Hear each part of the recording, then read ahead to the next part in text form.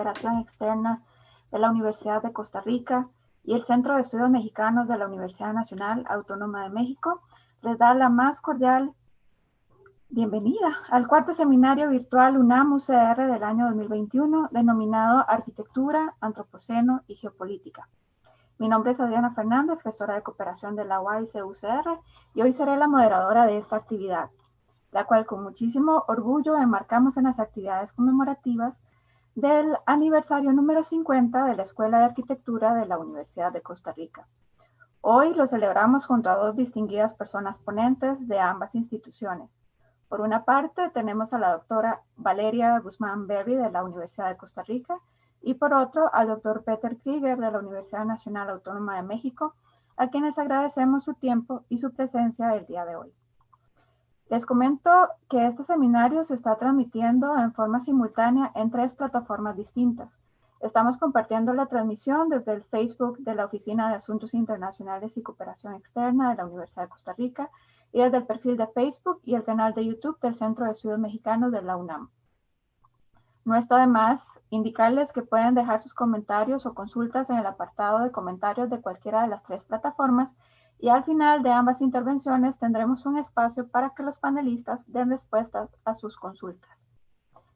Damos inicio ahora entonces con las palabras de bienvenida por parte de la doctora Diana Senior Angulo, directora de la Oficina de Asuntos Internacionales y Cooperación Externa de la Universidad de Costa Rica. Buenas noches, doña Diana. Buenas noches, Adriana. Muchas gracias y muy buenas noches tengan todas las personas aquí presentes, autoridades universitarias y respectivas comunidades de la Universidad de Costa Rica y la Universidad Nacional Autónoma de México, público en general, nacional e internacional que nos sigue de manera sincrónica, así como quienes también podrán hacerlo de forma asincrónica a través de plataformas virtuales. Para la Oficina de Asuntos Internacionales y Cooperación Externa de la Universidad de Costa Rica, es un verdadero gusto introducir a una nueva sesión de los ya conocidos seminarios virtuales SEM UNAM-UCR. La importancia de este seminario conjunto recae en 2 aspectos muy importantes.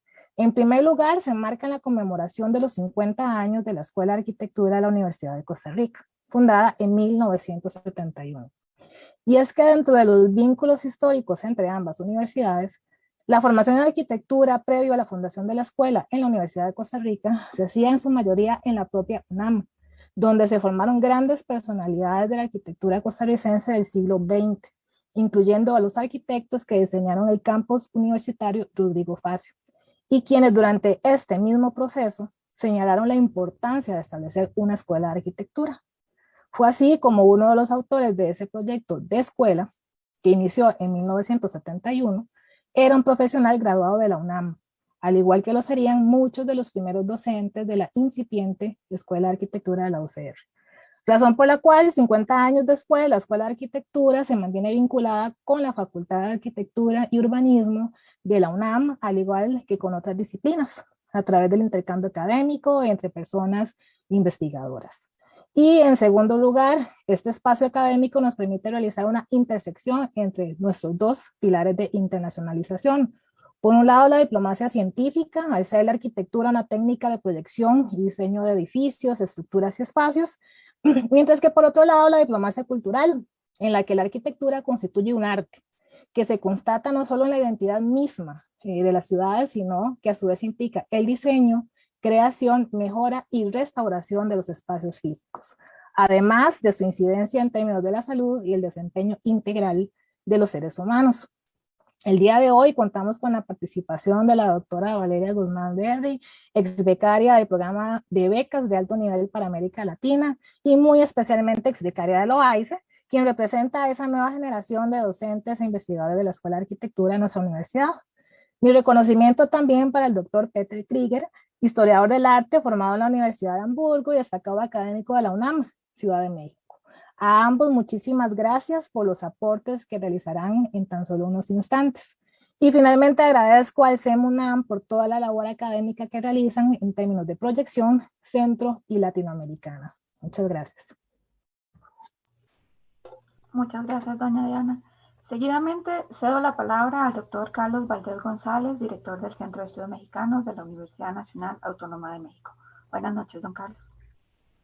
¿Qué tal? Buenas noches a todos ustedes. Es un gusto saludarlos a la doctora Diana y a los ponentes, la doctora Valeria Guzmán y al doctor Peter Krieger. Para nosotros en el Centro de Estudios Mexicanos es un gran gusto continuar con esta serie de seminarios que tiene esta modalidad, invitar siempre a algún investigador, investigadora de ambas universidades con la idea de fomentar este intercambio, que veamos lo que en una misma disciplina cada una de las universidades está haciendo y esto que nos permita estrechar más aún un lazo. Ya se ha comentado mucho, yo quisiera nada más resaltar un hecho que para mí fue muy importante y muy interesante, en particular en este caso de la Facultad de Arquitectura de la UNAM. Recordarán estos sismos importantes que ocurrieron en el 2017, sobre todo en el 19 de septiembre del 2017. A mí me sorprendió mucho que inmediatamente después de ese sismo, que fue por la tarde, a la 1:20 de la tarde, por la tarde, del Centro Nacional de Prevención de Desastres, en donde estaba yo en ese entonces a cargo, llegaron un grupo numeroso de estudiantes de arquitectura, cerca de 200 que querían ser capacitados para poder ayudar en las tareas de evaluación de las edificaciones que habían sido lastimadas por el sismo y para apoyar, ¿no? Lo que es más sorprendente es que llegaron ellos con casco, con botas y sobre todo con una capacidad de aprovechar y de participar, lo cual debemos de reconocer. Esto se les dio la capacitación, se les invitó a que se continuara al día siguiente y finalmente en la UNAM se capacitaron más de 2,000 estudiantes, ya no solo de arquitectura, sino de otras áreas, antes de estuvieron ayudando y cerca de 200. Entonces también el reconocimiento, esta labor y esta conciencia social que debemos de tener como estudiantes ante estos fenómenos de los cuales no nos podemos retraer en nuestros dos países, donde tenemos sismos, volcanes. Estábamos hablando brevemente de la parte del impacto de tormentas tropicales o de huracanes, que cada vez en el mundo, sobre todo en esta parte que tenga que ver con el cambio climático, nos estaremos enfrentando a nuevas cosas y creo que los estudiantes en todas las áreas forman una parte esencial de cómo apoyar a la sociedad. Entonces, con ese comentario les agradezco mucho la participación y pues el tema que se va a tratar hoy es por demás muy interesante, arquitectura, antropoceno y geopolítica. Estamos ávidos de escucharlos. Muchas gracias. Muchas gracias, don Carlos. Damos con ese inicio. Les voy a dar una pequeña semblanza de la doctora Valeria Guzmán Berry. La doctora Guzmán Berry es docente e investigadora en la Escuela de Arquitectura, en el posgrado en Artes y el doctorado en Estudios de la Sociedad y la Cultura, todos de la Universidad de Costa Rica. Sus principales áreas de investigación son las interdependencias entre cultura visual arquitectónica, el entorno construido, saber y relaciones de poder, las cuales se conectan con intereses en el espacio infraestructural, la deuda y lo planetario. Se ha desempeñado como académica visitante en Southeast University en Nanjing, China, y University of Technology en Jamaica. Ha publicado en diferentes plataformas como el Architectural History, The Society of Architectural Historians of Great Britain, Jefferson Journal of Science and Culture de la Universidad de Virginia, Anales del Instituto de Investigaciones Estéticas de la UNAM de México, Bitácora, también de la UNAM, de ARC de la Universidad de los Andes, Colombia, entre muchos otros. Se graduó de la licenciatura en Arquitectura de la Universidad de Costa Rica y realizó estudios de maestría y doctorado en Historia y Teoría de la Arquitectura en la Architectural Association School of Architecture en Londres, Inglaterra. A continuación, le cedo el espacio a la doctora Guzmán, quien presentará su ponencia titulada Arquitectura y Geopolítica, el Estadio Nacional de Costa Rica como Tecnofósil. Bienvenida, doctora. Muchísimas gracias. Buenas tardes a todos. Muchas gracias por su tiempo, a pesar de del periodo tan fastidioso en el que nos encontramos. Así que no voy a dar más tiempo. Inmediatamente entramos en materia.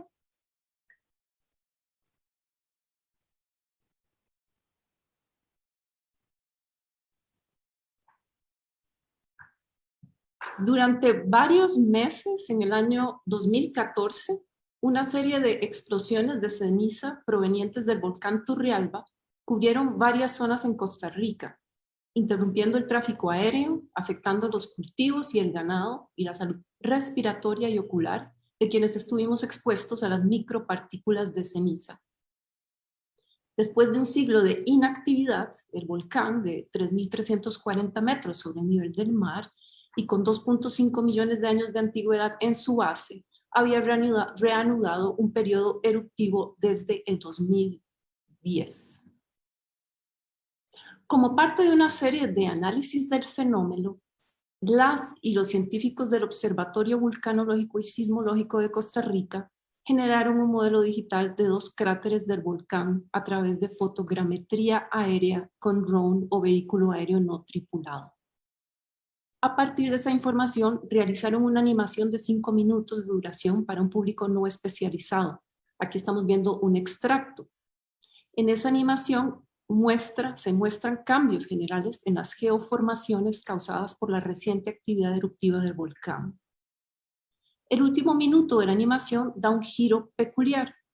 Una visualización tridimensional generada por computadora del Estadio Nacional de Costa Rica, un edificio construido entre 2008 y 2011, se superpone al modelo digital del cráter principal para mostrar una coincidencia en tamaño entre los 2 objetos y visibilizar el cambio en el tamaño y profundidad del cráter. La comparación de tamaños es una práctica muy común en las visualizaciones geológicas desde el siglo XIX. Cascos, paraguas, martillos y otros objetos portables se convierten en vehículos escalares durante la investigación de campo. Es la inclusión de este particular estadio en esta cartografía volcánica la que no deja de llamarnos la atención. El edificio fue un regalo que el presidente de Costa Rica solicitó a la República Popular de China al iniciar relaciones diplomáticas en 2007. Junto con los centros de conferencia, los estadios como el que se construye en Costa Rica son artefactos altamente visibles que podrían construirse rápida y eficientemente. El estadio de Costa Rica es el más grande del país y tiene una capacidad para 35.062 personas espectadoras. Fue diseñado por Central South Architectural Design Institute con base en Wuhan y construido por Anhui Foreign Economic Construction Company con material proveniente de Granada, Trinidad y Tobago, Guyana, Mozambique y Zimbabue.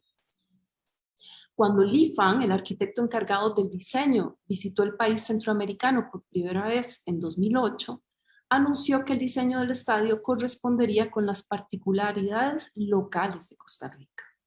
En el sitio web de la compañía se describía el estadio como un volcán cuando se ve desde arriba y un barco velero cuando se ve de lado.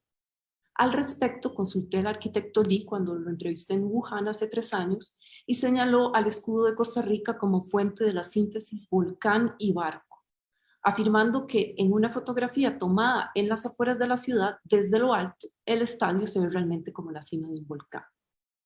Así, mucho antes de la animación de Oxycori, ya se había inventado desde China una suerte de geoestética de estadio y volcán para Costa Rica, incorporando una noción de especificidad local basada en asociaciones simplificadas y reduccionistas. Esta pseudo-geoestética no solo estaba en línea con el guión diplomático oficial, sino también con ambiciones geopolíticas bien definidas. Opacando un regalo anterior hecho por Taiwán en 2003, ese regalo había sido un puente sobre el río Tempisque en la provincia de Guanacaste. El estadio pertenecía a un paquete de acuerdos de cooperación negociados como parte del reciente vínculo diplomático con China, que incluyó la apertura de líneas de crédito para Costa Rica con bancos chinos, un tratado de libre comercio y sobre todo la adopción por parte de Costa Rica de la política de una sola China, en un periodo en donde Taiwán aún dominaba las alianzas diplomáticas en Centroamérica. El Estadio Nacional es ahora un hito bien establecido en la ciudad de San José. Esa condición es la base de la animación de Oxycori. Como el estadio es tan conocido en el contexto costarricense, su imagen se puede reutilizar efectivamente como un vehículo escalar en este tipo de visualizaciones de fenómenos geomorfológicos. Podemos afirmar entonces que la diplomacia del estadio regalado ha impactado la imaginación espacial. Pero esta no es la única cartografía de encuentros posibles entre la arquitectura y la geología.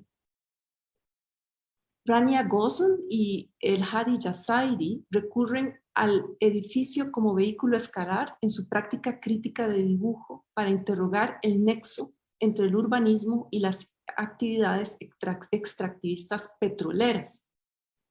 Si observamos esta sección, algunos hitos arquitectónicos recientemente construidos en Abu Dhabi y Dubái están ubicados no en el usual contexto desértico y urbano, sino más bien están insertos en las capas del subsuelo donde se accede a las reservas de petróleo en el Golfo Pérsico. La suma de las alturas de los rascacielos corresponde con la profundidad de la extracción de petróleo.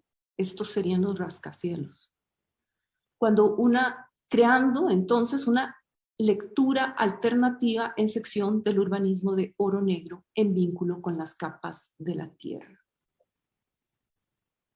Propongo pensar a la arquitectura en un sentido expandido para considerar a los edificios y la infraestructura que construye China en Latinoamérica y el Caribe, no solo como dinámicas de poder discursivas, financieras y logísticas, sino también como procesos espaciotemporales que redefinen, rediseñan y organizan la materia y la vida a múltiples escalas. Se sabe que los depósitos de ceniza volcánica pueden permanecer en el ambiente por años o décadas, haciendo que las micropartículas de ceniza almacenadas en cuerpos humanos, animales, vegetales y acuáticos prolonguen la exposición al evento. Interesado no solo en la acumulación de material, sino también en cómo este viaja en la atmósfera, el antropólogo Jerry C. habla de la necesidad de una nueva espacialización política que atienda a algo como una geología china suspendida en el aire, que proviene de las tormentas de arena y polvo del extenso desierto en China. Si abrimos esta dimensión material, temporal y espacial hacia los edificios y las infraestructuras que construyen los bancos y las empresas edilicias chinas con la aprobación de los gobiernos latinoamericanos y caribeños en la región, podemos introducir un cambio de enfoque de la geopolítica de los objetivos diplomáticos y financieros a una geopolítica donde la organización de la vida y la materia ocupan un lugar central. Reconocer la ciudad como un fósil urbano en expansión, como lo propone la geógrafa Catherine Yusuf, estimula a un replanteamiento radical en términos temporales de la alianza del proyecto urbano y arquitectónico con el ahora y con las nociones de lo desechable, la novedad y el cambio. Esta es una propuesta exquisitamente provocadora. Por ejemplo, el Estadio Nacional anterior al actual, construido en 1924 y renovado en la década de los 40, había alcanzado la controversial categoría de fin de su vida útil desde finales de los 90, según el Instituto Costarricense de Deporte y Recreación. Fue demolido en su totalidad para construir el nuevo estadio y según los profesionales encargados no fue posible la reutilización de sus componentes o materiales. Pensar la ciudad como un fósil urbano, al estar en contacto con escalas de tiempo no humano, pondría en jaque las categorías tecnoadministrativas de vida útil de un edificio, los criterios de duración y renovación de un edificio, así como la distribución espacial y temporal de los escombros. ¿Qué tal si, siguiendo a Yusuf, consideramos que en vez de financiar y construir infraestructura para el desarrollo en Latinoamérica y el Caribe, bancos, empresas constructoras y gobiernos están generando un vasto tecnofósil de concreto en la región? Afirma el geólogo Jan Salasiewicz que la mayoría de la construcción en concreto del mundo estará en estado de abandono o será demolida en 100 años, en parte debido a la reacción química llamada carbonatación que sufre el material al estar en contacto con el dióxido de carbono. Una vez que los edificios se demuelen o destruyen, y por supuesto esto puede suceder antes de los 100 años por causas que no están relacionadas con la carbonatación, como la guerra o la especulación inmobiliaria, los restos de estos edificios demolidos se compactan en una capa de ladrillo, concreto, material, plástico, cerámica, madera y otros materiales.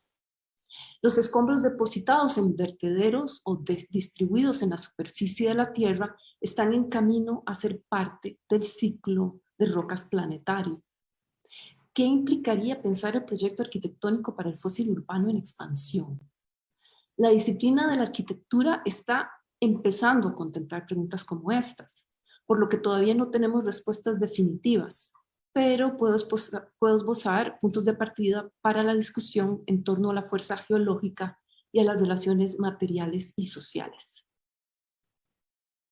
El historiador Dipesh Chakrabarty destaca una diferencia entre la medida del impacto como fuerza geológica, una tarea que se adjudica a la geología, y el desplazamiento de esa fuerza geológica al campo de las humanidades, asumido y cuestionado como una categoría de poder.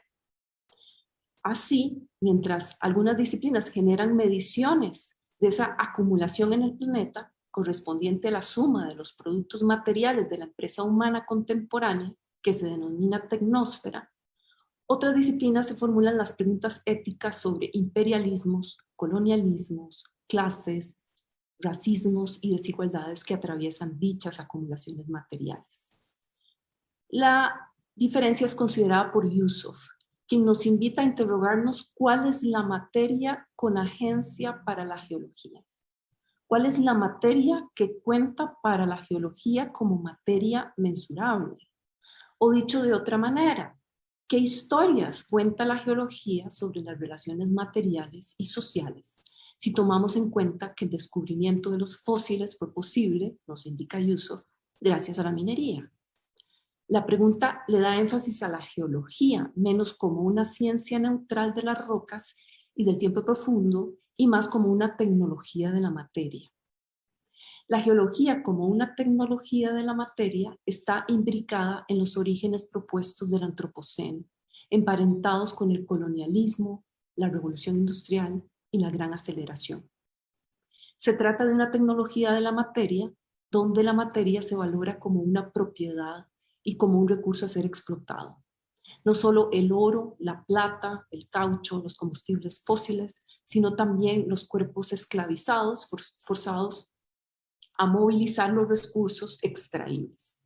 Para Yusuf, esos cuerpos esclavizados, al marcarse como mercancías, como una propiedad y como un recurso extraíble, pasaban a considerarse materia, pero sin agencia.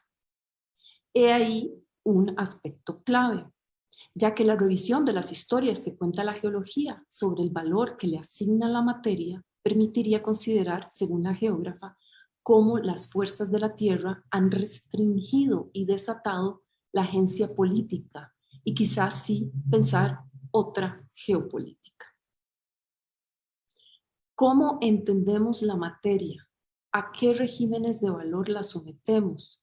¿Y cómo la organizamos? Son condicionantes importantes para la geología y para la arquitectura. Pensemos en los valores que se asignan a los materiales de la construcción una vez que son destruidos o demolidos en los ciclos de renovación urbana, y cómo esos valores están modificándose en las economías circulares de reciclaje y de reuso del norte global en prácticas tales como Rotor, que activan logísticas para mercados de segunda mano de partes de edificios en Bélgica y Francia. Pensemos en esas prácticas del norte global versus las modalidades de reuso ya existentes en el sur global, donde un artículo depositado en la basura es reusado 7 u 8 veces, como lo indica la arquitecta Tatiana Bilbao en el caso mexicano. Familias enteras dependen del material de los vertederos con sus logísticas, economías y arquitecturas documentadas por el arquitecto Marcos Betanzos en los tiraderos del bordo de Xochiaca en Ciudad Meza, México. Pensemos también en las geopolíticas del vertedero. En los 90, Estados Unidos llegó a etiquetar como basura reciclada para construcción de caminos, carreteras y viviendas, lo que en realidad era basura tóxica que pretendía enviar a la región centroamericana y del Caribe. Prácticas arquitectónicas chinas, como las de Amateur Architecture Studio, son conocidas por incorporar en sus diseños los escombros de los edificios que son demolidos para construir los nuevos. Así, el Museo de Ningbo, este que les muestro, es un edificio que incorpora la mano de obra de personas trabajadoras que fueron desplazadas por uno de los ciclos de renovación urbana. Esos mismos trabajadores son los que recomponen los restos de su propio contexto demolido en los muros del museo. Este edificio bien puede hablar del diseño de una performática de la restitución del lugar y de la producción de espacio a través de su materia. Aún así, su ubicación en una plaza desolada en medio de un distrito de negocios recientemente construido y a medio habitar nos informa de la precariedad en la que estos gestos subsisten en los procesos de urbanización acelerada en China. Por lo tanto, este ejercicio por considerar el proyecto arquitectónico para el fósil urbano en expansión incluiría pensar las prácticas de diseño en consonancia con cuáles relaciones materiales y sociales. Además, consideremos que el modelaje digital, las mediciones, el monitoreo de los llamados recursos naturales son prácticas que también organizan la relación entre lo material y lo social.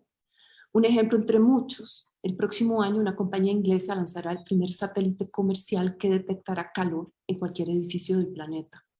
Supuestamente, con el servicio que ofrecerán a los gobiernos, a las municipalidades y al público en general, se podría vigilar y verificar las actividades edilicias de las empresas que se anuncian como de cero emisiones netas.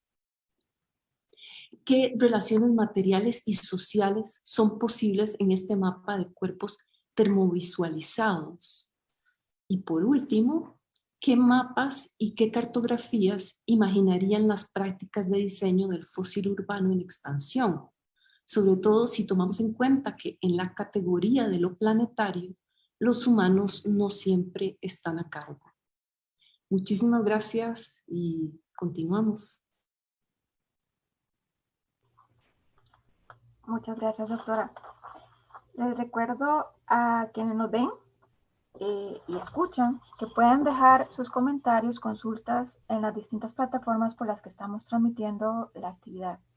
Al final abriremos el espacio para la discusión, así que los invitamos a dejar cualquier comentario en, como les decía anteriormente, Facebook de la OAICE, Facebook del Centro de Estudios Mexicanos o la plataforma de YouTube del Centro de Estudios Mexicanos. Continuamos ahora con la presentación del Dr. Peter Krieger. El Dr. Krieger es doctor en Historia del Arte de la Universidad de Hamburgo, en Alemania, investigador en el Instituto de Investigaciones Estéticas y profesor en los posgrados en Arquitectura y en Historia del Arte de la UNAM en Ciudad de México. Del 2004 al 2012 fungió como vicepresidente del Comité Internacional de Historia del Arte, CIA UNESCO. Del 2010 al 2018 fue miembro de la Comisión de Publicidad Exterior en la Secretaría de Desarrollo y Vivienda del Gobierno de la Ciudad de México. En los años 2016 y 2017 fue profesor visitante en las universidades de Hamburgo, Tubinga y Regensburgo. Ha realizado investigaciones sobre la estética, la historia, la teoría, la iconografía política de ciudades y paisajes con un enfoque en la geoestética, basado en la herencia conceptual de Alexander von Humboldt.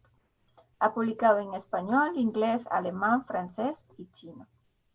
Su más reciente publicación es del 2019 y se titula Transparencias, Transiciones, Tapias, la fotografía de Fernando Cordero.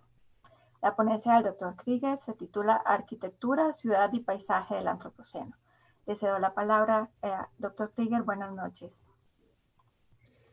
Muy buenas noches, tengan todos ustedes. Es un gran gusto y un honor estar aquí con ustedes festejando los 50 años de la Escuela de Arquitectura de la Universidad de Costa Rica.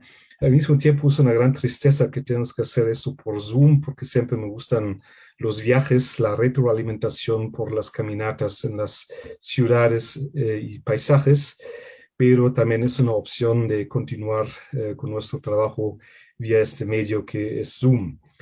La conferencia que voy a presentar ofrece un panorama de las temáticas. Es una conferencia breve y con gusto espero después sus preguntas, y también al final les presento una página donde pueden conseguir más información sobre mis investigaciones. También en tiempos de Zoom ya no hago ponencias leídas, sino es un formato libre que les voy a presentar, en este caso arquitectura, ciudad y paisaje del Antropoceno.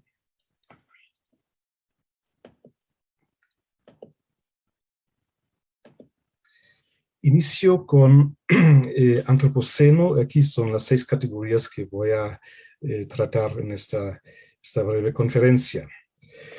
En la misión Apolo 17 del año 1972 surgió esta imagen, digamos, desde el espacio de la Tierra, que aparece como una canica azul, blue marble, que mostró, digamos, la belleza y fragilidad del planeta Tierra que habitamos, y que, digamos, esta imagen se convierte en un icono del movimiento ambiental, como una reflexión de cada intervención en un microespacio que hacen, por ejemplo, arquitectos urbanistas. Debe tener una responsabilidad para todo el ecosistema de la Tierra, para toda la Tierra. Una vez el arquitecto Richard Buckminster Fuller dice: estamos viviendo en la nave espacial de Tierra. Esa nave espacial tiene un manejo no sustentable, deficiente, autodestructivo. Es algo que se mide con un cálculo matemático complejo que incluye factores económicos, químicos, sociales, etc. Se mide en este esquema del Earth Overshoot Day, es decir, se define el día en que rebasamos los recursos de la Tierra. Ya desde hace mucho se sabe que si todo el mundo quiere vivir como Estados Unidos, necesitamos 4 mundos.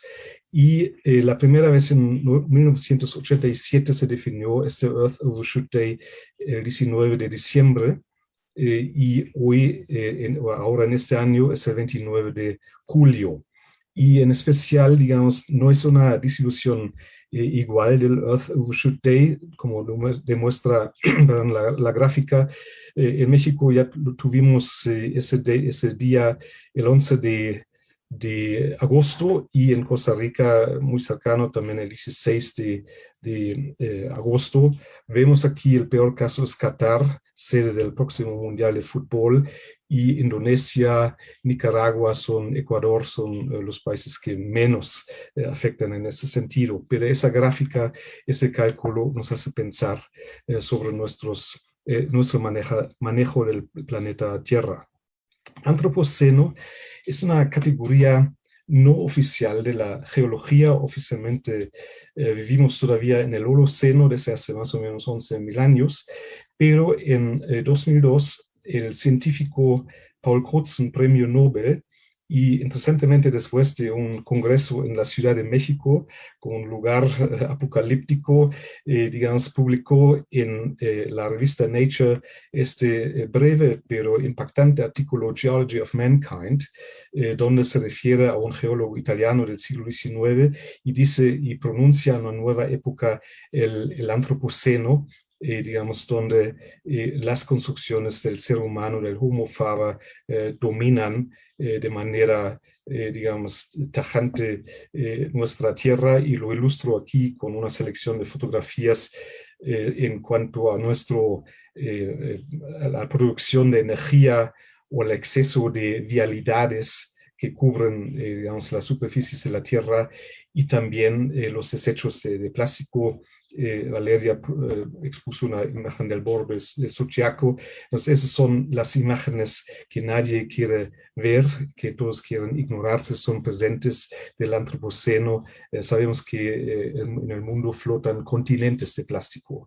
Y entonces, esas son algunas ilustraciones de ese concepto del Antropoceno. No voy a entrar en detalle en los debates conceptuales complejos contradictorios también políticos del Antropoceno. Nada más aquí exponer que hay como tres definiciones básicas de este concepto. Uno es el neolítico, la revolución en el neolítico, digamos, con el inicio de la construcción del hábitat, con los asentamientos humanos, con la agricultura, etcétera, en los últimos 7, 9 mil años, donde ya la construcción del hábitat generó condiciones estables para el ser humano. Al mismo tiempo, cada una de las construcciones es una destrucción, una erosión de los paisajes naturales. Un gran impacto ha sido la revolución industrial a partir de mediados del siglo XVIII en Inglaterra, con la máquina de vapor, con el uso de energía fósil, etc. Y el tercer gran impacto es la llamada gran aceleración a partir de 1950, es decir, a partir de la segunda mitad del siglo XX, cuando aceleran, digamos, muchos aspectos, digamos, la tasa de automóviles, etcétera, etcétera. Entonces hay cambios drásticos. Y actualmente, digo yo, estamos viviendo en una autodestrucción avanzada. Yo lo ilustro aquí con dos fotografías, uno de Ciudad de México y otro de un pasaje en México, en Hidalgo. Digamos, según una noción del filósofo Bruno Latour, el ser humano se convierte en fuerza geológica. Es como una definición del antropoceno. El antropoceno no solamente es un tema de la geología, de las ciencias, sino también de las humanidades y también de la arquitectura, de los debates académicos sobre arquitectura y urbanismo. Entonces, nada más para dar una cifra, no quiero cansarles con muchas cifras, digamos, lo que se llama tecnoesfera, es decir, digamos, ciudades, infraestructuras, también todos los dispositivos que utilizamos ahora, computadoras, celulares, agricultura industrial, etcétera. Todo eso, digamos, tiene un peso, según unos cálculos que hicieron en una universidad en Inglaterra, de 30.000 millones de toneladas. Con una distribución igual, eso significa 50 kilos de tecnomasa, tecnosfera por metro cuadrado. En esas condiciones estamos viviendo. Entonces también salió recientemente en una investigación que estamos viviendo en una condición en que la tecnomasa pesa más que la biomasa en la Tierra, algo que nos debe hacer pensar, reflexionar, especialmente en aquellas disciplinas que construyen, como la arquitectura, la planeación urbana. Entonces es un factor que tenemos que tomar en la mente. Perdón, cambia un poco lento mi PowerPoint. La segunda categoría le llamo desarrollo no sustentable. Yo digo claramente, digamos, el término sustentabilidad se encuentra completamente vaciado. A partir de 1992, en la cumbre del Río de Janeiro de la ONU, ha tenido un gran éxito este término, pero ahora, digamos, lo abusan políticos, inversionistas, grandes empresas que todos destruyen, contaminan el mundo. Entonces, eso es como mi postura, que con gusto al rato podemos discutir, les puedo explicar en detalle. Lo que nos enfrentamos es un desarrollo no sustentable, y lo ilustro aquí con una gráfica que tal vez todos conocen, de la llamada gran aceleración, donde vemos cómo exponencialmente crece, digamos, la emisión de CO2, digamos, la contaminación del agua, teléfonos, coches, también sucursales de McDonald's, que sabemos que son pésimos, tienen un balance ambiental pésimo en toda la cadena. Entonces no entro en detalle, lo pueden conseguir fácilmente en internet, y lo comparo con una fotografía aérea de la construcción de un gasoducto, es decir, digamos, también de nuestro uso excesivo de energía en las infraestructuras, en las ciudades. Una fotografía aérea de Fernando Cordero de un gasoducto en la zona de Hidalgo, Querétaro, Aquí pongo la fotografía más en grande, donde para una infraestructura que tenía un ciclo de vida de algunos 25 años, arrasaron, digamos, las crestas de esa escenografía montañosa, de ese paisaje con alto valor de biodiversidad y geodiversidad, con bosques de neblina, generando, digamos, un proceso destructivo, acelerando procesos de erosión para nuestra sed de energía. En paréntesis también, digamos, las reuniones por Zoom no son ecológicamente correctas, sino también tienen una huella ambiental fatal, digamos, por el gasto de energía. Hay que darse cuenta que el hábitat que estamos construyendo y que habitamos, entonces tiene esas consecuencias en los paisajes. Y lo ilustro también esa gran aceleración, y ahí ya ven, digamos, cómo combino, digamos, dos modos de imágenes, uno la gráfica abstracta y la fotografía con una fotografía aérea de las zonas de autoconstrucción en Ciudad de México, esas extensiones inmensas. 60% de la Ciudad de México se encuentra así en autoconstrucción, y eso es parte de una instalación artística. Entonces, de la artista británica Melanie Smith, con su obra Spiral City de 2002, es decir, también la obra de arte es un catalizador para concientizar de en qué condiciones estamos viviendo, sellando las superficies de la tierra. En el caso mexicano es muy drástico, sellando las zonas de los ex lagos. México era la Venecia americana, la Acuópolis. Y dos otras imágenes que ilustran esos, digamos, esos efectos, impactos de la ciudad iluminada, que al lado izquierdo, que es una imagen que fascina, por supuesto, a mí también, al mismo tiempo es una imagen que nos pone en alerta en cuanto a nuestro concepto energético. Y al lado derecho, digamos, la ocupación de barrancas, colinas, digamos, en este geopaisaje del altiplano de México, paisaje bellísimo, una vez, digamos, la conquista de esos espacios naturales y esos geopaisajes por la urbanización ilimitada con autoconstrucción. Y, digamos, otros fenómenos o expresiones de esta gran aceleración de la no sustentabilidad que estamos viviendo y de la ciudad en el Antropoceno son esas imágenes de Ciudad de México, la autopista elevada, el segundo piso del periférico, la congestión vial permanente, y al lado derecho la generación, digamos, la producción de la ciudad genérica con esta arquitectura de alta banalidad, flanqueada por las instalaciones de los anuncios espectaculares. Esa es la ciudad, digamos, del siglo XXI que estamos viviendo, aunque fácilmente queremos refugiarnos en el kitsch. Por ejemplo, México sí tiene un centro histórico de mucho valor, pero es un pequeño pedazo frente a esa aplastante realidad del desarrollo urbano no sustentable en el siglo XXI. La tercera categoría es transformaciones. Básicamente, digamos, Valeria habló un poco de eso, yo creo que combinamos muy bien temáticamente.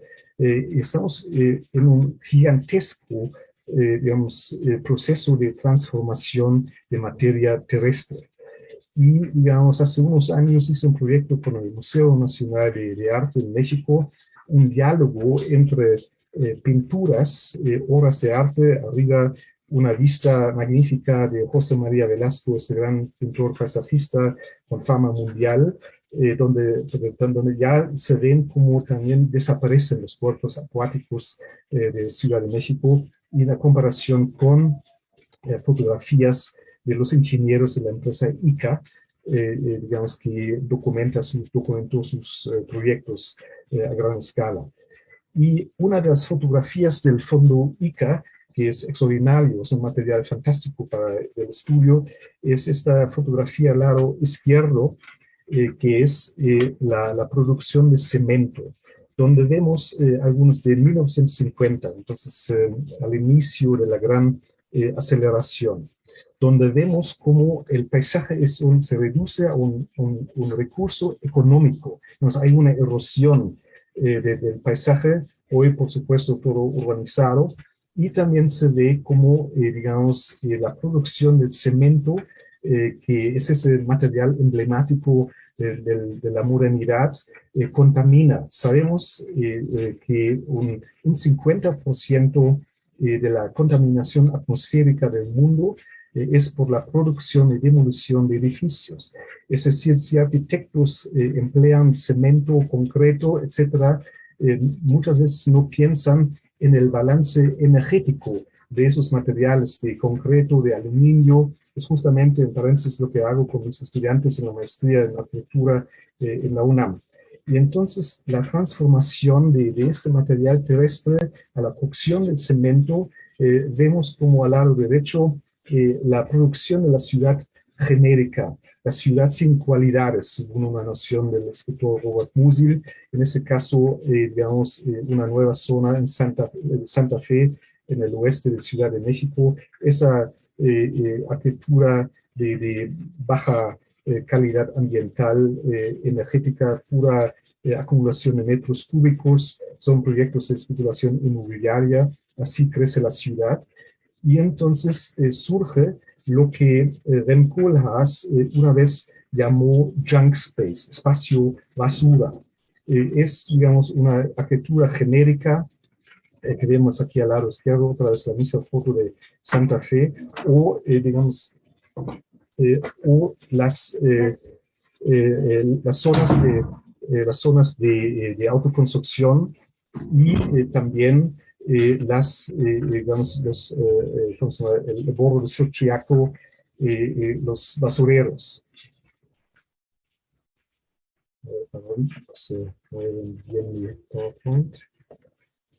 La cuarta categoría le llamo vuelta geológica. Entonces, esos procesos de debates sobre el antropoceno, el desarrollo no sustentable, las transformaciones, se insertan algo que es la vuelta geológica y, digamos, que perfila los temas de la geología como un asunto cultural. Y, digamos, es algo que en concepto se basa en la herencia conceptual de Alexander von Humboldt. En 2019 festejamos los 250 años de Alexander von Humboldt, ese gran científico prusiano que visitó las Américas y también México, y tiene un concepto valioso hoy en día que vale la pena recuperar, que es la relación de investigaciones científicas, las mediciones científicas de los geopaisajes y una exploración estética del paisaje. En ese sentido hicimos este coloquio en tiempos prepandémicos, todavía presenciales, para explorar la vigencia de ese concepto. Y con una visión humboldtiana vemos esa fotografía aérea que yo tomé de uno de mis viajes con el avión, de las afueras de Ciudad de México, y digamos, vemos cómo se expande la urbanización, cómo desaparecen los valores de la geodiversidad y de la biodiversidad de México, que son valores negados por, digamos, esos procesos autopoéticos casi de expansión urbana. Y esos procesos de expansión ilimitada, descontrolada, sin planificación, sin orden, también afectan a un aspecto muy importante, una identidad geomorfológica de México, que son los volcanes. Digamos, México tiene una faja transvolcánica de 10.000 volcanes, y vemos aquí el volcán Chico extinto y la zona de Chalco. En México, una mega urbanización sobre un terreno del ex lago de Chalco, donde en ese caso, digamos, se utiliza el volcán como zona de agricultura, pero hay otros casos tristes donde simplemente desaparecen los conos volcánicos, los cráteres, por digamos, el uso como material de construcción por tezontle. Tezontle, una palabra en náhuatl, es tough en inglés, no sé qué dicen ustedes en Costa Rica, ese material donde, digamos, también la transformación de material terrestre en material de construcción erosiona en grados preocupantes la sustancia que, repito, es una identidad geomorfológica. Y México también es zona de sismo, zona sísmica. Digamos, el colega lo mencionó, en 2017 tuvimos ese sismo terrible, excelente apoyo de las brigadas de la Facultad de Arquitectura y muchas otras organizaciones civiles del apoyo, y vemos como un sismo en segundos convierte la arquitectura del movimiento moderno funcionalista en basura. Sin embargo, digamos, no hay un aprendizaje, sino ahora, unos años después del sismo, sigue, digamos, la maquinaria de construcción del mercado inmobiliario hasta que surgen esos nuevos rascacielos que son casi un desafío para los movimientos terrestres. Y aquí quiero mencionar, digamos, muchas veces se habla de un sismo, un terremoto, como, digamos, una catástrofe natural. En términos estrictos, no existe una catástrofe natural, sino existe la catástrofe que nosotros, los seres humanos, producimos y provocamos por la construcción en zonas no adecuadas. Por ejemplo, en Ciudad de México, construir sobre fallas geológicas o sobre los suelos inestables de los lagos, etcétera, y luego, digamos, con nuevas tecnologías de construcción, desafiando de esta manera, como vemos al lado derecho, un terreno que es inestable, que está en permanente movimiento. La siguiente, la penúltima categoría es algo que yo llamo autodestrucción lúdica. Entonces, no solamente estamos viviendo en tiempos de la autodestrucción de las bases del planeta, sino también, y eso me sigue en el contexto de mis estudios sobre el barroco, el neobarroco, la actualidad del barroco histórico en el siglo XXI, es algo lúdico. Y lo ilustro aquí con dos imágenes. Yo tengo miles que ilustran mi tesis. Al lado izquierdo, esa perversión de hacer palmeras como rebanadas de concreto y nada más tener la silueta. Entonces, como el máximo grado de perversión que ya tenemos en nuestra relación con la naturaleza, con los elementos de vegetación, con la biodiversidad. O al lado derecho, una fotografía de la prensa de la zona de Iztapalapa, zona de autoconstrucción, en este caso autoconstrucción ya consolidada, y el dueño de ese edificio obviamente digamos, se hizo rico y se presenta digamos, con un aparato formal neobarroco con una balaustrada y otros ornamentos neobarrocos, y desde su balcón con la balaustrada neobarroca puede ver su propia caída con ese socavón, porque todo el terreno es inestable. Entonces es un típico motivo del barroco de la vanitas. Y la vanitas también se expresa en esos monstruos que brotan en la Ciudad de México, los malls, los centros comerciales. México es uno de los países con un máximo auge de centros comerciales, mientras en Estados Unidos ya están muchos en desaparición, y digamos, son monstruos energéticos, digamos, destruyen la vida pública, son espacios artificiales y tienen esas fachadas llamativas, en gran parte disfuncionales. Por ejemplo, abajo a la izquierda, una fachada que se ensucia cada día, es completamente disfuncional, y a veces surge también aquí el motivo neobarroco de la vanitas, como en el centro comercial Arzt, en el Pedregal, donde, digamos, ocuparon uno de los últimos restos del Pedregal de San Ángel, un ecosistema muy valioso para construir ese centro comercial, y luego se cayó la fachada. Entonces, una ironía amarga de esos tiempos que estamos viviendo. Y pongo aquí nada más como un comentario: es más fácil imaginar el fin del mundo que el fin del consumismo, tópicos de Slavoj Žižek y Frederick Jameson.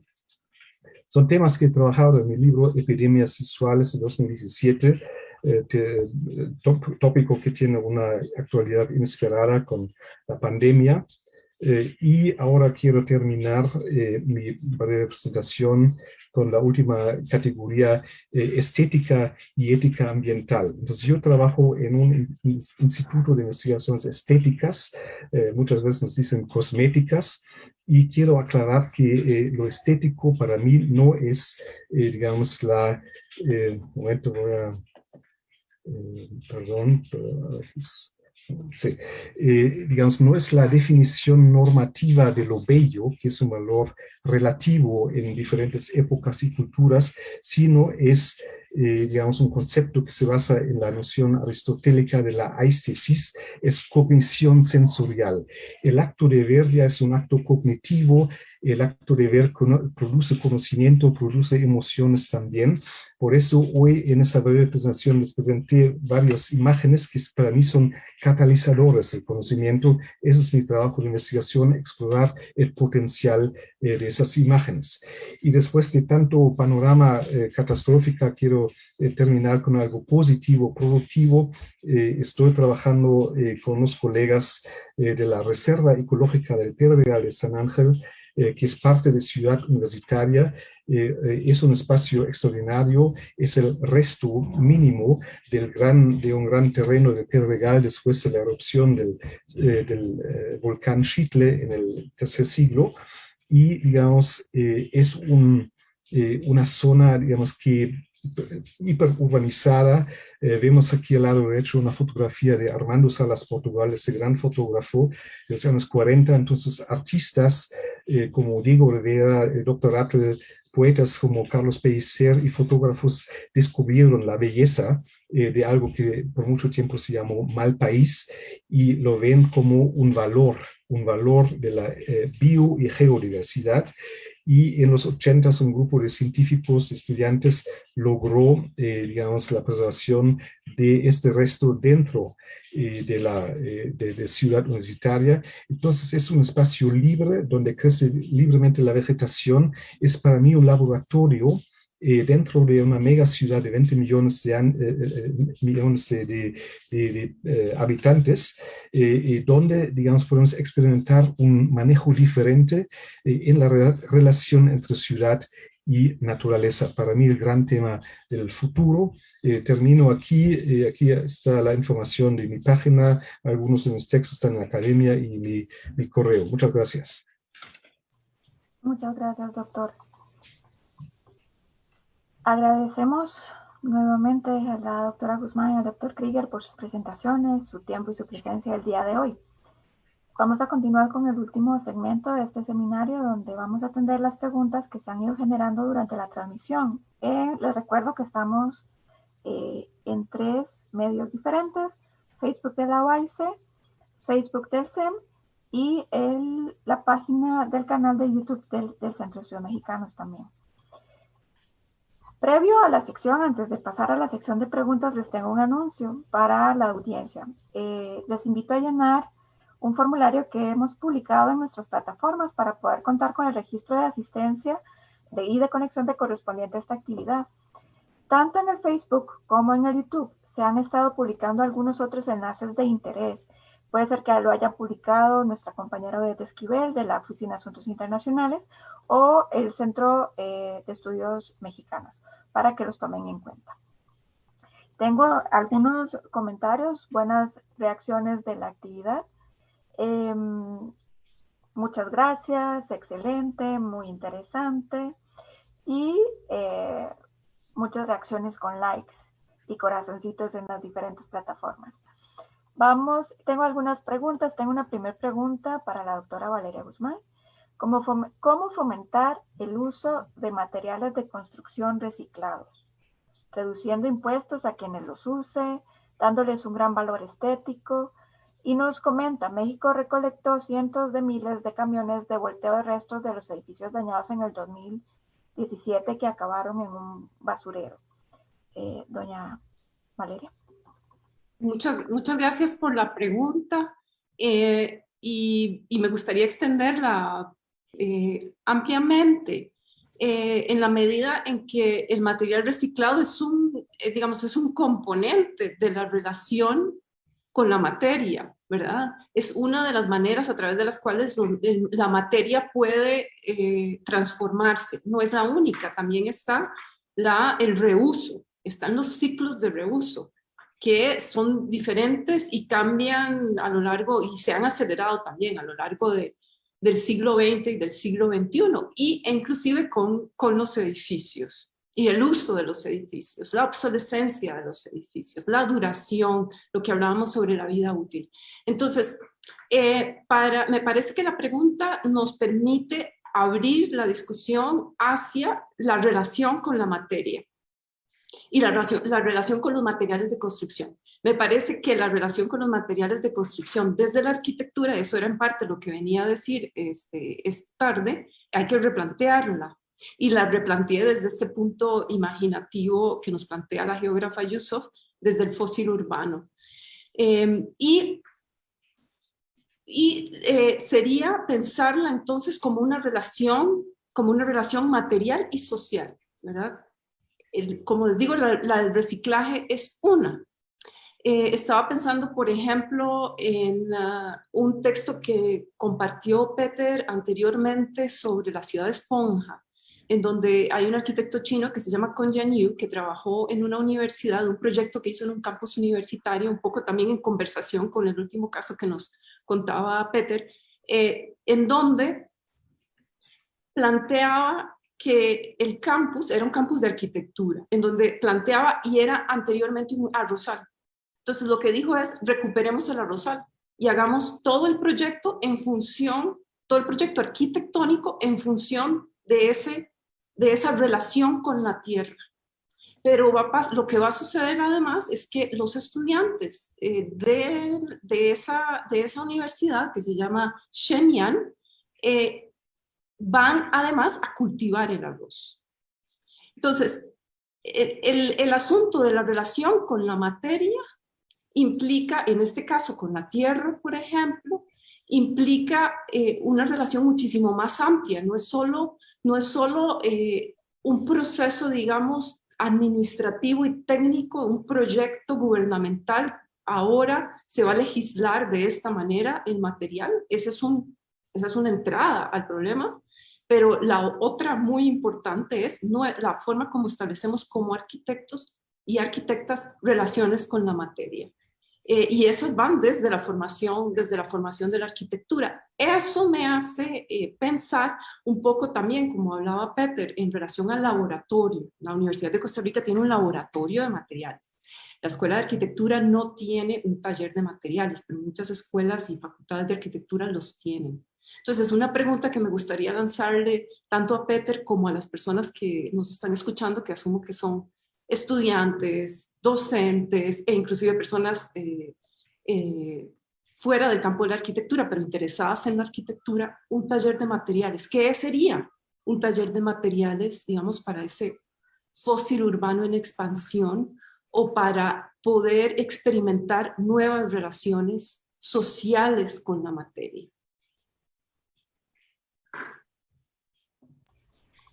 Don Peter, no sé si quisiera agregar o responder a esa pregunta de Valeria. ¿Yo? Sí, nada más el comentario, digamos, nosotros como académicos tenemos un privilegio enorme. Entonces la UNAM me ofrece excelentes condiciones laborales en la investigación, en la docencia. Y también los alumnos de la maestría que luego tienen beca, les digo, tienen un espacio de libertad enorme, aprovechenlo, ¿no? Para mí es importante, digamos, son dos cosas. Uno es como romper rutinas de producción y también rutinas discursivas en la arquitectura, porque digamos lo que mostré en ese panorama, ojalá no tan catastrófico, estamos como en un proceso de autodestrucción lúdica. Mucha producción arquitectónica, digamos, se reduce, digamos, a cuestiones muy banales, a cuestiones económicas o a debates estéticas superficiales, etcétera. Entonces yo quiero llegar al fondo, digamos, al núcleo del problema, y con eso ya es ganancia cuando yo trabajo con mis estudiantes, por ejemplo, ahora temas de cómo será la ciudad post-pandémica, que empiecen a lo básico, de ver cómo se produce el aluminio, digamos, cuál es, digamos, el proceso de producción de cemento, y utilizarlo con conciencia, digamos. No podemos, digamos, cambiar a construir con madera, aunque ya existen también ejemplos de, digamos, edificios altos con madera. No es un cambio radical, pero ya la producción de la conciencia es algo muy importante. Y el segundo aspecto es, digamos, especialmente la arquitectura es una disciplina híbrida, digamos, que pide prestado de todas estas, de historia, de química, de muchas disciplinas. Y a mí en especial me interesa la geología, digamos. Yo también vengo de las humanidades y me costó un poco tiempo encontrar colegas geólogos que me entienden, porque muchos dicen así, estéticas o humanidades no me interesa, pero es justamente el trabajo transdisciplinario, romper los esquemas, no olvidar que nosotros tenemos toda nuestra expertise, digamos, un arquitecto o una arquitecta tiene que construir, pero también con más conciencia, pensar en las transferencias de esas diferentes áreas. Y para mí lo clave es, digamos, son las ciencias ambientales, la ecología, la geología, y hacer como válido, vivo ese conocimiento en el debate, en la planeación y en la construcción, digamos, de edificios y en el desarrollo de ciudades. Muy bien, muchas gracias. Preguntan si se puede usar la ceniza del volcán Turrialba, me imagino que cualquier otro volcán, como abono para la tierra de cultivo. Esa es una pregunta técnica que no podría contestar. Entiendo que la ceniza a largo plazo trae beneficios, pero a inmediato plazo destruye los cultivos, como sucedió en el caso de las erupciones que experimentamos.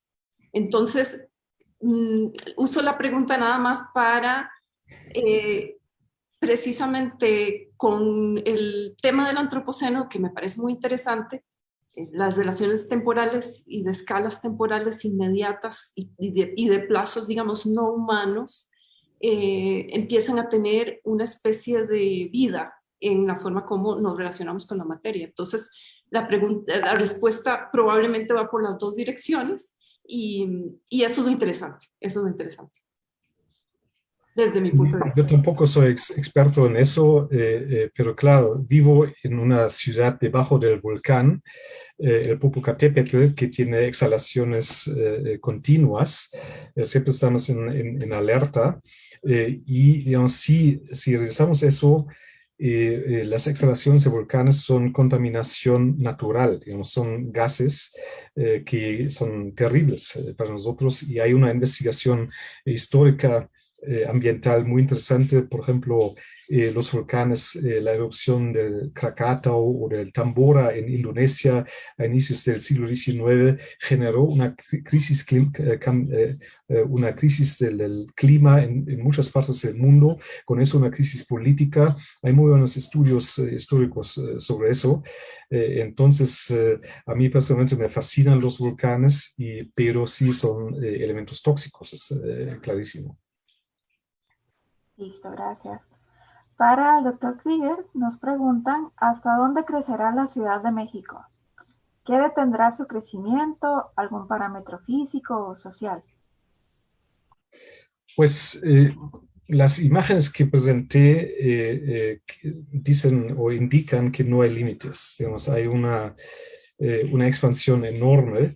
Ya algunos urbanistas piensan que se van a juntar, digamos, Ciudad de México con Pachuca, con Toluca, con Puebla.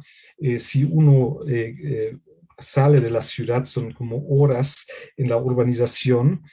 Sin embargo, lo que es muy interesante, hay un estudio que hizo el urbanista alemán Klaus Humpert hace muchos años, y lo invité a México para presentar su investigación.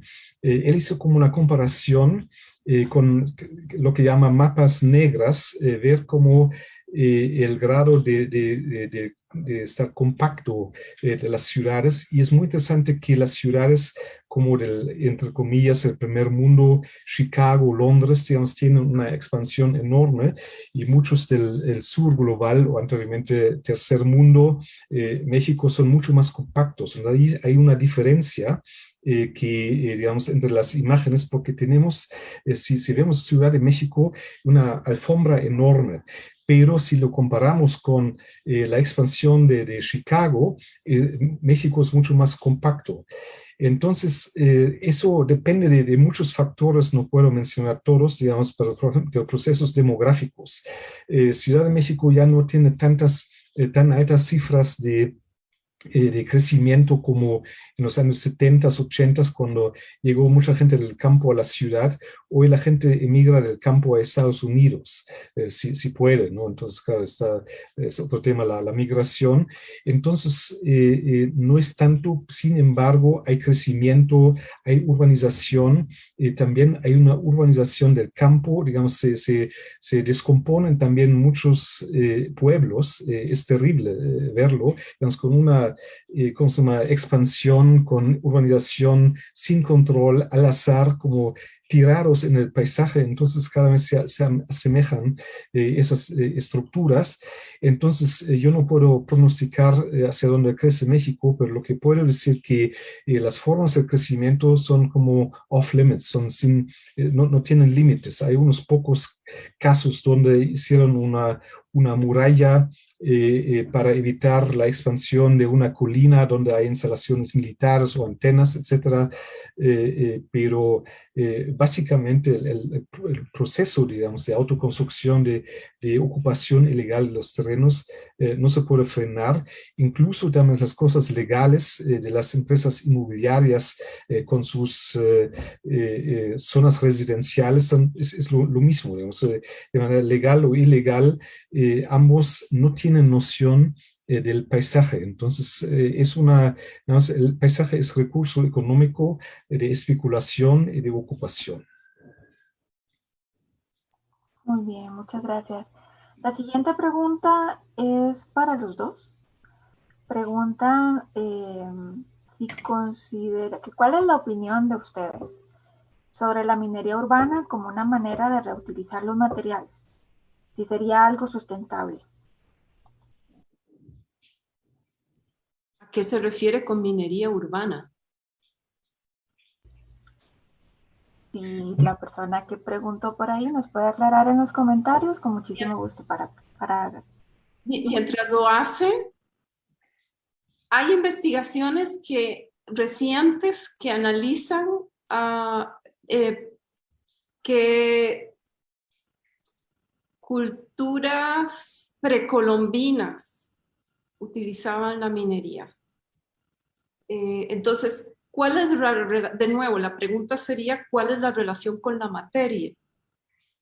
Para mí la pregunta es, ¿cuál es la relación con la materia? Y si esa relación es una relación que establece una condición de extractivismo, es decir, de puro recurso extraíble, digamos, ese es el modus operandi desde hace muchísimo tiempo, desde hace 500 años, si quieren.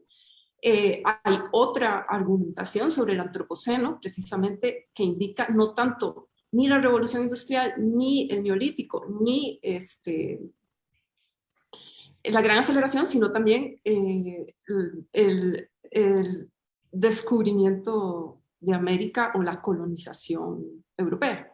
Entonces, creo que esa relación, ¿de dónde es que se establece? ¿Cómo es que se establece? ¿Cuál es la historia de esa relación con la materia? Me parece que en el momento en que se establece como extraíble, creo que ahí es a donde encontramos enormes problemas.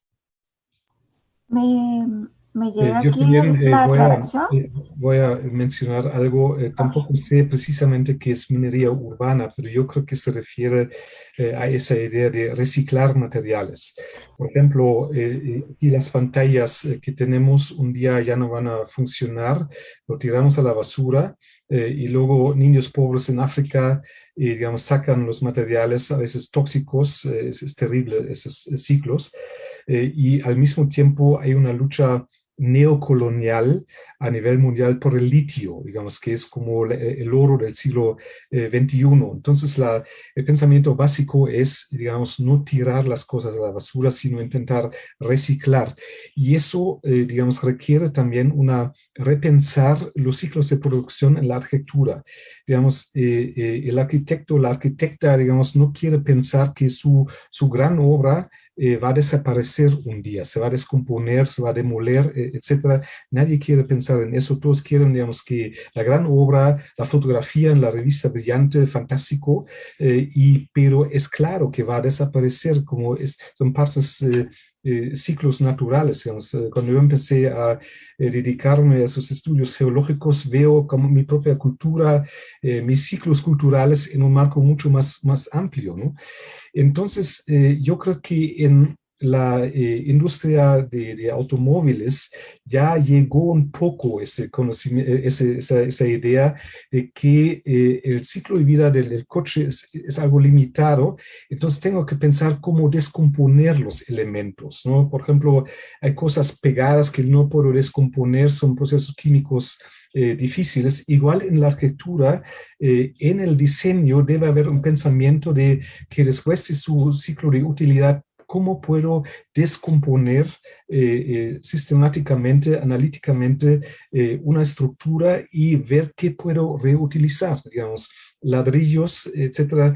La realidad es muy triste, digamos, muchas combinaciones de pegamentos químicos, digamos, arruinan digamos, el reciclaje, y lo que pasa es que luego aparecen esos materiales en los tiraderos legales e ilegales, contaminan los suelos, contaminan los mantos acuíferos. Esa es la realidad, pero creo que aquí también esa ética ambiental debe, digamos, estar más presente en los debates de la arquitectura y pensar en ciclos y cómo, digamos, desmontar, desmembrar un elemento arquitectónico digamos, lo que es tóxico, depositarlo en un lugar especial, y lo que es reciclable, reciclarlo. O, digamos, también trabajar con estructuras. Yo conozco despachos de arquitectura cuyo principio es desde el inicio: no vamos a tirar estructuras, sino vamos a reajustar. Convierten un supermercado en vivienda, etcétera, etcétera. Creo que esas tendencias me parecen muy importantes. Y si ver, digamos, el material que tenemos como una mina, tal vez eso era la idea de la pregunta. De hecho, ¿Puedo perdón. decir algo? Sí, claro, adelante. Un poco en seguimiento a lo que plantea Peter, esto también quería ponerlo en discusión, ¿verdad? Estos circuitos de producción, por ejemplo, en el norte global, que prácticas arquitectónicas hacen un esfuerzo por articular, por ejemplo, esta que mencioné, en donde, en efecto, lo que están haciendo es un enorme esfuerzo por hacer una logística del reuso de partes de edificios o de objetos dentro de los edificios, muebles, etcétera. Puertas, estructura, inclusive si es posible. La gran dificultad que tienen al hacer toda esa dinámica y toda esa logística es precisamente que eso sea reconocido y certificado como un material apropiado para la construcción, para la construcción o para la rehabilitación de un edificio o para la inclusión en un nuevo edificio. Entonces, es muy interesante todo el sistema que ellos están creando. Sin embargo, cuando uno ve lo que sucede en el sur global, básicamente eso es ya lo que sucede desde hace mucho tiempo y con mucha creatividad y con muchísima inventiva. Entonces, también están estas dinámicas de cómo entran los arquitectos o cómo entran las prácticas arquitectónicas a posicionarse en los circuitos de trabajo, que me parece muy interesante como problema. Listo, gracias. Me aclaran que el término de minería urbana lo han escuchado mencionar para referirse a esa manera de reutilizar los materiales de edificaciones que ya no se ocupan y que les permite reutilizar materiales como el hierro, por ejemplo. Entonces, me parece que sí, sí respondieron la pregunta que tenía. Muchas gracias. Preguntan también si es posible que definan nuevamente el término de fósil urbano. Es muy asociado al tema o al concepto, es un concepto muy reciente que se llama tecnósfera. La tecnósfera es todo lo construido por, por los humanos. Si son los humanos, eso está en discusión. No puedo entrar en demasiados detalles el tema de lo humano o de cuáles humanos son los que construyeron y los que crearon todo eso, que va desde, como contaba Peter, un celular hasta un edificio, puentes, todo lo que implicaría todo ese conjunto artificial que algunos geólogos están tratando, bueno, es un grupo interdisciplinario en realidad, está tratando de aislar y medir. Y probar, entonces, es una de las maneras a través de las cuales prueban que hay algo como una tecnósfera y por lo tanto algo como una nueva era geológica llamada antropoceno. Entonces, esa es una manera de leer el problema. Como son geólogos, de lo que nos están hablando es de acumulación material, ¿verdad? Es muy interesante cómo leen el material. Lo que hace Yusuf es entonces utilizar ese registro del fósil, de esa acumulación material y pensar la ciudad. En efecto, ella dice la ciudad, yo estoy introduciendo la idea más de proyecto arquitectónico en la medida que hay tiempo, hay una dimensión temporal que podemos incluir cuando hablamos del proyecto, pero lo que implica el fósil urbano en expansión es toda esa acumulación. Ya no sería un problema de planificación de dónde están dónde están los edificios, a dónde están las infraestructuras, a dónde están los parques, sino más bien es toda esta acumulación material que tenemos en este momento, que Peter nos mostró las imágenes, estas imágenes tan impactantes, toda esa acumulación, ¿cómo hacemos, cómo trabajamos esa acumulación? No es un problema que podamos resolver como proyecto, digamos, inmediato. Es una cosa que necesita pensarse e imaginarse, sobre todo es como una especie de ejercicio mental de ampliar el futuro del entorno en el que habitamos. Es una especie de pretexto para incluir una dimensión temporal muchísimo más amplia, pero al mismo tiempo replantear la posibilidad de nuestras relaciones con la materia.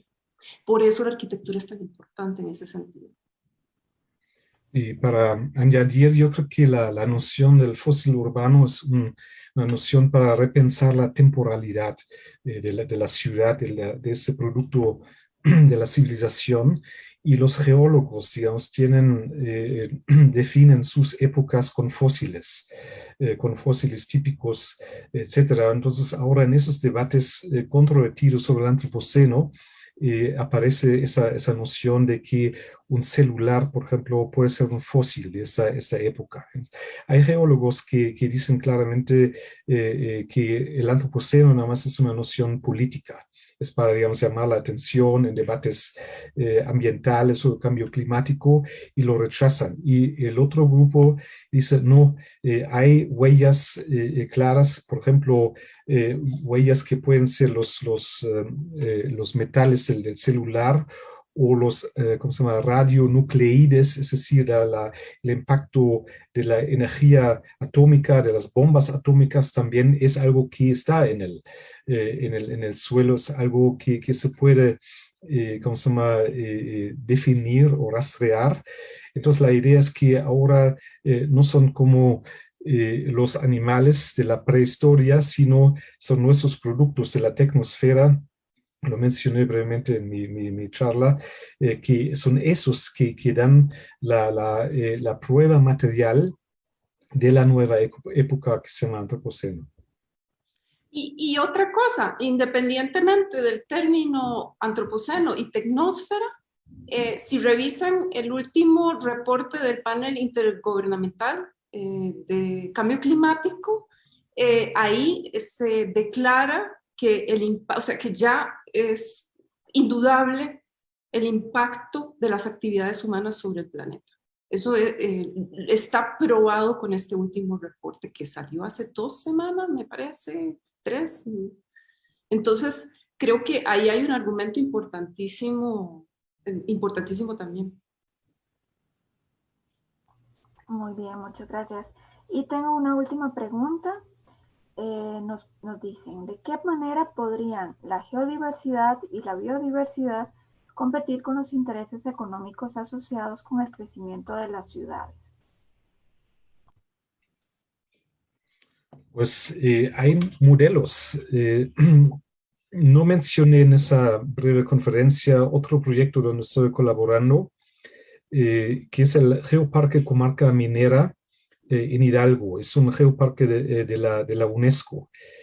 Entonces, como bien saben que mi objeto de estudio a veces me genera depresiones. Yo vivo en esa mega ciudad con la mala calidad del aire, con sismos, etcétera. Entonces, no es fácil. Necesito también para mí proyectos positivos, que es el trabajo con la Reserva Ecológica y con el Geoparque Comarca Minera. Y entonces, es un proyecto de la UNESCO, donde también colaboramos, básicamente geólogos, geógrafos, y me aceptaron como alguien extraño de historia del arte o arquitectura a colaborar, y yo les explico la noción del paisaje, digamos, porque también necesitan, no solamente es un asunto geológico de preservar algo, sino es un aspecto conceptual. ¿Por qué tengo que preservar algo? Preservar la naturaleza en sí es una contradicción. La naturaleza se encuentra en un proceso de evolución permanente y no importa lo que hacemos nosotros humanos. Igual, digamos, el sismo, al fondo son procesos normales, se mueven las placas y el problema somos nosotros. Y entonces, al fondo, preservar la naturaleza, lo que sea una gran tradición, conservacionismo, etcétera, etcétera, al fondo es una contradicción conceptual. Pero es necesario, y ahí necesitamos el debate conceptual: qué es paisaje, qué es ciudad, cómo se distinguen, porque, digamos, en Pachuca, por ejemplo, en Hidalgo, que es aquí cerca, en el noreste de Ciudad de México, vemos también los mismos procesos como en Ciudad de México a menor escala, pero también una expansión enorme, y el estado de Hidalgo tiene una, digamos, enorme geodiversidad fantástica, pero que está en peligro con esa urbanización ilegal, también la erosión de montañas. Entonces, es un acto cultural de nosotros, seres humanos, es decir, poner un freno, es decir, hasta aquí y ya no más. Entonces, para eso necesitamos instrumentos, mecanismos legales, o el apoyo de una organización como la UNESCO, el apoyo de los gobiernos municipales, etcétera, para, digamos, poner frenos. Y eso es como, por eso dije al final, para mí el gran tema es la redefinición de ciudad y naturaleza, porque, digamos, nuestra noción de naturaleza también en muchos casos es como el árbol cortado en forma ornamental, el pasto cortado para jugar golf, etcétera, esas formas. Y yo digo, digamos, lo salvaje, hay que aumentar el salvaje, eso dicen los ecólogos también. Casi ya no existe la naturaleza, digamos, el salvaje, hay que aumentar esto, y proyectos como el Geoparque son como experimentos. Si tal vez logramos algo, un proyecto que, digamos, preserva bellezas del paisaje, al mismo tiempo, digamos, es un proyecto social, fomento de los artesanos locales, en el caso de Comarca Minera, es un proyecto también educativo. Muchos mineros que ya no tienen trabajo ahora son ecoguías. Entonces es un proyecto integral donde se experimenta otra cosa, digamos, no la aplanadora, digamos, rutina que tenemos y que acaba con nuestros mundos, ¿no?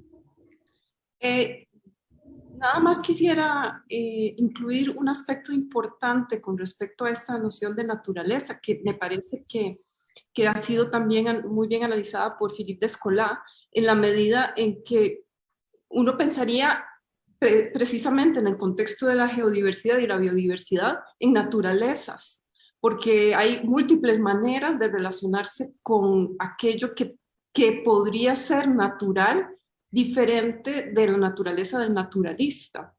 Y en ese sentido, hay muchos salvajes o inclusive hay ausencia de concepción de lo salvaje en algunos otros casos. Entonces yo creo que inclusive el problema de la diversidad implica en cuáles grupos y cuáles son los grupos étnicos y cuáles son los grupos culturales que son parte de las relaciones con las naturalezas que han establecido desde tantos tiempos. Tengo otra pregunta y dice, ¿sería la nueva bioconstrucción una medida paliativa significativa para generar cambios positivos, entrecomillado, en el entorno? ¿O deberíamos empeñar más energía en la búsqueda de nuevas formas y modos de vivir?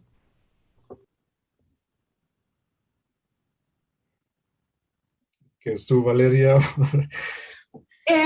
Yo diría que no están separadas ni una de la otra, no hay separación, no hay una solución para la situación en la que estamos. Mi posición es mucho más radical porque soy responsable de la formación de arquitectos y arquitectas y mi posición es repensar y reinventar. No encontrar soluciones paliativas, sino reinventar radicalmente la disciplina. Esa sería mi posición. Claro, están festejando aquí los 50 años y entonces también quiero decir algo positivo. Arquitectura es como construcción y tristemente destrucción, eso es inevitable, pero digamos se puede disminuir el impacto negativo ambiental. Entonces, repito, en la universidad tenemos un espacio de enorme libertad, hay que explorar nuevas formas. Por ejemplo, el próximo año voy a invitar a un colega de Alemania que trabaja lo que en alemán se llama Baubotanik, la botánica constructiva. Entonces ya tiene proyectos, trabaja con biólogos. Digamos, no es, como dice Valeria, no hay una sola solución, pero nuestra obligación es echar a andar nuestro cerebro y buscar nuevas formas. Digamos, digo, hay experimentaciones con construcciones de madera, hay formas, digamos, de arquitectura bioclimática donde se inspiran de las ¿cómo se llama? Torres de termitas, etcétera. Hay muchas ideas, digamos, hay que concretarlas, explorarlas. Y claro, tenemos un enemigo que es la industria de construcción. Porque claro, digamos, los cementeras, digamos, tienen un interés único, es entendible, es su negocio, quieren vender un máximo de cemento y quieren evitar esas críticas ambientales y quieren evitar digamos, las alternativas, pero si estamos conscientes de la fragilidad, digamos, del planeta Tierra, por eso empecé con la Blue Marble, la canica azul, digamos, sí debemos explorar soluciones con mayor responsabilidad ambiental. Es la ética ambiental. Listo. Bueno, muchas gracias. Esas eran las preguntas que nos han hecho llegar. Agradecemos a los que participaron y han estado conectados con nosotros durante toda esta hora y media ya de transmisión. Les doy el espacio a la doctora Guzmán y al doctor Krieger en caso de que tengan algo más que quieran agregar para ya ir cerrando la actividad. Si alguien tiene alguna respuesta o alguna retroalimentación con respecto a la pregunta sobre el taller de materiales, es decir, ¿qué taller de materiales necesita una escuela de arquitectura o una facultad de arquitectura hoy? Me gustaría saberlo, así que escríbanme.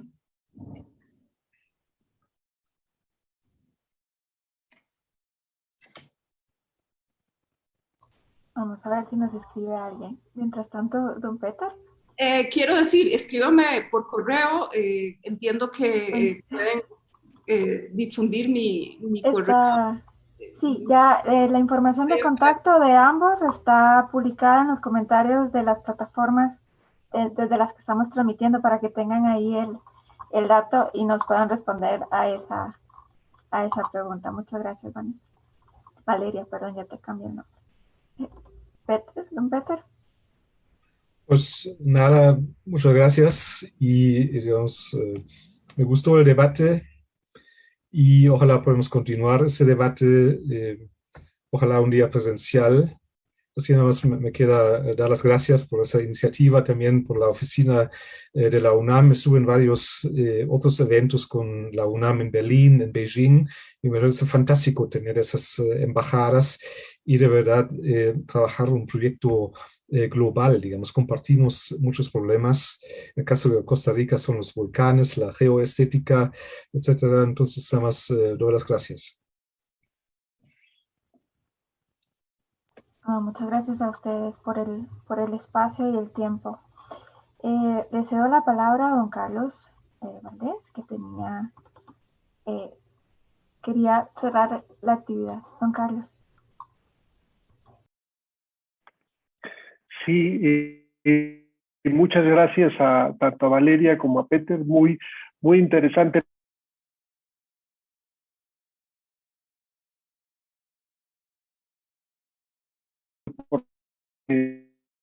Yo tengo algunos comentarios y una propuesta también. Por ejemplo, creo que la gente no valora las estructuras en las que vivimos. A mí se me ocurre que deberíamos de tener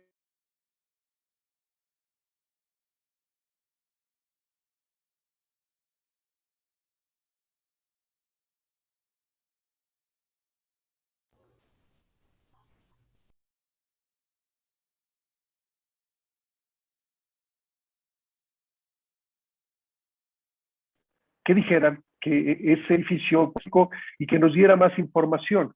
Y lo mismo, por ejemplo, con los ladrillos. Los ladrillos vienen de una arcilla, generalmente de origen volcánico. ¿De dónde proviene ese ladrillo?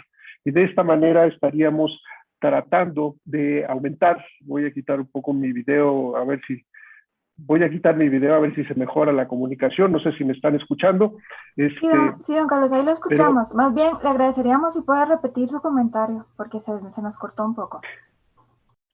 Sí, perdón, anda, el internet es uno de los problemas actuales. Comentaba yo que sería muy interesante que a cada edificio al cual no le damos mucho valor, se lo fuéramos añadiendo, por ejemplo, determinando un edificio de concreto, ¿de dónde viene ese concreto? O sea, el concreto viene de la caliza, de la caliza se hace el cemento y, por ejemplo, sería interesante ver un edificio que se encuentre aquí en la Ciudad de México que provenga, cuyo origen el cemento venga de la cantera que tiene Cementos Zapasco en Orizaba, de donde pertenece a la Sierra Madre Oriental, que es de la época cenozoica, para darle un valor agregado, ¿no? Los que son de arcilla, también que la arcilla, que son de ladrillo, la arcilla proviene de elementos volcánicos, de dónde se obtuvo ese material. Y entonces le estaríamos añadiendo un valor más a esas edificaciones, pero un punto más, dentro de, por ejemplo, lo dijo muy bien el doctor Peter, de los que se encuentran en la Ciudad de México, ubicarlo, en qué parte del lago estaban. Si estaban dentro de la zona blanda del terreno donde estaba el gran lago de Texcoco, a qué profundidad estaba el lago en ese lugar. Entonces le damos un contexto, ¿no? Nos interesaría más el tener ese tipo de información. Es muy probable que la gente cuando va al baño de un edificio no note el tipo de material que se utiliza, pero generalmente son materiales extraordinarios que provienen de canteras y de lugares. En algunos puede uno encontrar una cantidad de fósiles y que hubiera descripciones de este tipo de materiales y entonces la gente tuviera mayor relación con estas edificaciones en las que a veces no reparamos de dónde provienen y están construidas. Y esto pues sería interesante. Pero la parte de la propuesta, yo propondría algo para tomar el valor que nos ofrecen los estudiantes. El poder hacer un concurso, por ejemplo, de cómo crear conciencia de los materiales de construcción que se utilizan, ¿no? ¿Cuáles son los que tienen menos impacto desde su extracción hasta su deterioro? Y, por ejemplo, si después hay que demoler ese edificio, si pueden ser, como lo decía la doctora Valeria, si pueden ser reutilizables, cuál sería el valor que pudieran tener, ¿no? Y yo ofrezco que el Centro de Estudios Mexicanos fomente, porque hablaron además de estadios, es curioso, el estadio de Ciudad Universitaria también tiene como modelo un volcán, así fue diseñado originalmente para que su entorno rodeado de volcanes, por ejemplo en Xitle, pegado a Ciudad Universitaria, el Zacatépetl también mucho más pegado todavía a Ciudad Universitaria, para que el entorno encuadrara. Pero es interesante, y yo lo que propondría es el que quien gane el concurso, ya sea un estudiante tanto de la UNAM y otro de Costa Rica, viajen a uno y a otro país y que vayan a esos estadios, ¿no? Que vayan a esos estadios a ver un juego de fútbol, para que sea todo esto en términos amistosos. Hay otro estadio en el norte, en Monterrey, que se llama El Volcán, porque el estadio tenía forma, ya no lo quieren utilizar, porque estructuralmente no está muy bien, pero muchas de estas imágenes las hemos venido copiando del paisaje. Entonces, recuperar toda esta información a través del uso del uso y del conocimiento más de los materiales. Entonces yo propongo y buscar el financiamiento, la movilidad de estos estudiantes para que viajen de uno y otro lado de cada país. Ese sería mi comentario. Muchas gracias por la plática tan interesante, tanto a Peter como a Valeria. Gracias. Gracias, don Carlos. Tenemos un comentario del director de nuestra Escuela de Geografía, el señor Pascal Oliver, que nos dice: interesante webinario sobre nuestras perspectivas sobre la materialidad de la ciudad. Muchas gracias. Ahí está el contacto de cooperación que andaba buscando don Peter. Y a todos los demás, muchísimas gracias por su participación, por estar atentos. Gracias a todos los que nos han acompañado desde Costa Rica y desde México. Esperamos que el espacio de hoy haya sido de muchísimo interés para todos. Los invitamos a estar atentos a nuestros próximos seminarios. Divulgaremos los detalles en forma oportuna a través de todas nuestras redes sociales para que estén al tanto y nos puedan acompañar. De momento eso es todo. Tengan todos y todas una buena tarde. Muchísimas gracias.